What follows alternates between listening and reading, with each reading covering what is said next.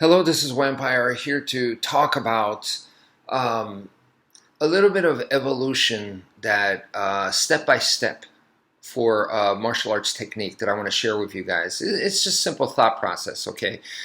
I'm going to take this to self-defense, of course. That's my primary interest. But first we're going to start with, I was talking to a friend of mine many years ago, big, strong dude, okay? And we lived in a very, very bad neighborhood. Not together, but we were lived close enough in a very, very bad neighborhood. And we pretty much, there were times where we needed to have each other's backs, so to speak, right? And I remember asking him, and I said, "Hey, if we were to get into a situation, what kind of what's your move? You know, what do you like to do?" And what he showed me was basically a haymaker.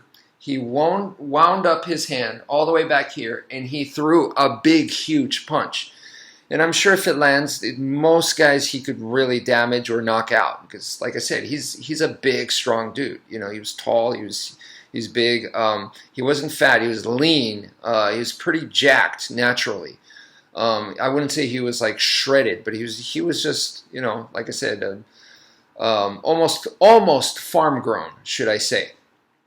The DNA was just not simply the same as someone like me.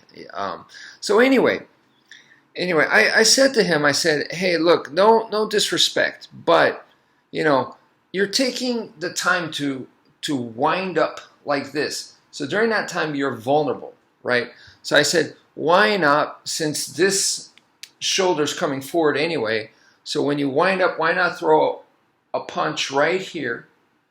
Okay, so you throw a punch here, and that brings this arm back because that's what you want anyway, and then you throw your punch. So you got two punches in your one motion that you were already doing anyway. So it's 1-2 rather than 1-2 like that, you know. So no punch punch versus punch right here and then punch, right? So that's what I suggested to him. Now, another thing that you guys could do, just play around with that, okay? Play around with that in your living room or whatever, and see how that feels to you. But another thing you could do is when you throw this punch, okay? So after this motion, so you're throwing this haymaker, right? As you throw this one, you could kick, okay? You could even on the first motion. So technically, when you do the wind up, this is your cross, yeah? So this first motion, boom, that's your jab, and now this one is set, and that's your cross, right? So it's a jab cross, basic boxing, and it makes sense why boxers do that, right? So your jab cross, right? So what I'm saying is jab and on the cross simultaneously kick, okay? Because the way he was throwing his cross, if I remember correctly, his haymaker, was that it was different from a boxing haymaker, where a boxing haymaker, you would throw your punch, but the right leg would stay behind. It wouldn't step forward. He was stepping forward, so everything was coming forwards, right? And I think that's pretty typical for someone that's untrained, typical for a street fighter, because when you do that, now you're going to end up too close, very, very close. And an elite striker, like someone that does a lot of Muay Thai kickboxing and stuff, or someone who does a lot of boxing, doesn't want that. They want to keep the distance so they could keep landing their shots and stay at a good distance where all the shots are just bam, bam, bam, landing because they have that space. You get too close, and now you can't land those shots now, right? You're getting stuffed. So you need that distance. So and this MMA fighters in the UFC were having trouble with this, where they were throwing punches and then they end up in the clinch, right? So, or they get too excited and they start putting in a lot of power, and now boom, they get close in, and now the other person, they get a break from the strikes, because that's the defense to that. If someone's throwing really good strikes, you get in too close and you clinch them and you nullify their strikes. So for a street fight, you know, someone who's not as trained, getting close may not necessarily be a bad thing. Or Or if you're an MMA fighter that doesn't mind grappling.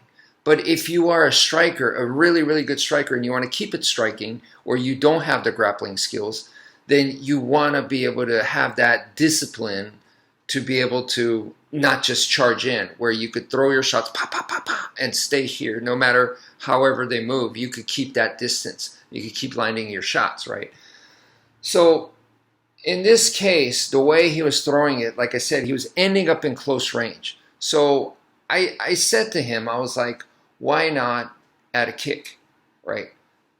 Because his foot's coming, he's stepping in forward. So if you're stepping in with the punch, that step, a step can be a kick. So then using that same logic, you could do that with the jab as well. So the first part, where this one, where you're throwing this, and then this is now, this winds up, so boom, you throw the punch. So right here with this one, you could throw a kick too. And these are short kicks, small kicks, you know, from the waist down. And when I start looking at this, please try it. Try it right now. Try it at your living room, and try that. So on the jab, so you're throwing the jab with the purpose because this is street. You're not gonna start off like this. You start off with, dude, what's your problem? So you're standing square, right? It's like, dude, I don't have any problems or whatever. You know, so you don't talk like you're talking like this. No, so you're gonna talk like this, right? Standing square. So as you're standing square, and then you go, whoa, whoa, whoa, wait a minute, what's going on? And then from there, when you load, that's the jab right there. But try putting in that kick. And then same with when this punch comes in, that's when another kick comes in. So try that. And this takes us to Captain Fairbairn's method, okay?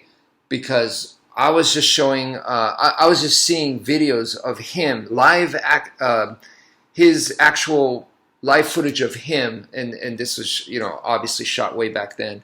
So video footage of him demonstrating his techniques, and he was showing kicks that he took from Kung Fu, Chinese boxing, and they were from the waist down type kicks, and he was using it in combination with the hand techniques to enter.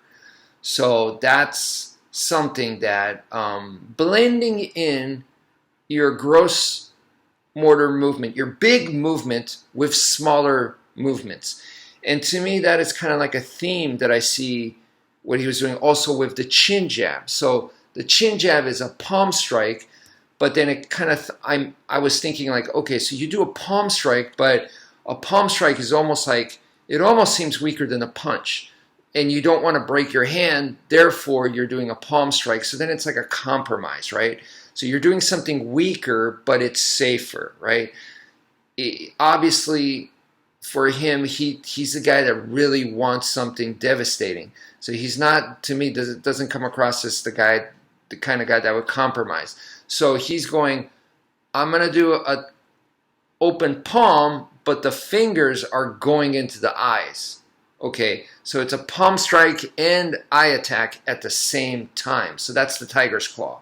So then now, if you think of it that way, oh, it's not necessarily weaker than a punch. This is some, you know, devastating stuff. So it combines stuff now. So with this motion, now he's also adding in the eye attack as well.